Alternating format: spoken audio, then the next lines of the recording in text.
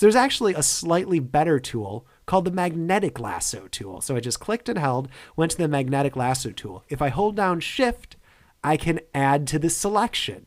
So I'm going to add to the selection doing this.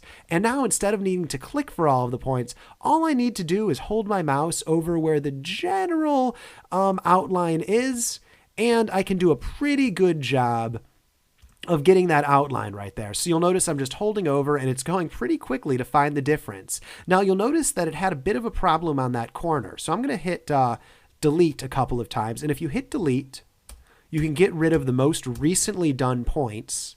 That's something with the lasso tool, with the magnetic lasso tool, a couple of tips for it right there.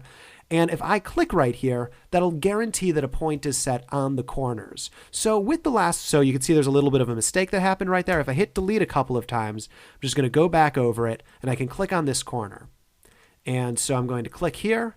And something I want to show you right here is if you hold down space, you can pan around even if you're in the middle of using the lasso tool or the magnetic lasso tool. So I'm trying to get to the original point right here, which I'm doing. I'm going to double click, and that will make it so it links it back to the area, and we have a active region that's more or less in the shape we want. But that only covered this much region, and even that would be excruciating. And let's say that you're working on it, and here let's just start working on it, and you're going through it, and you accidentally double click, and you are going to accidentally double click, and you get this happening.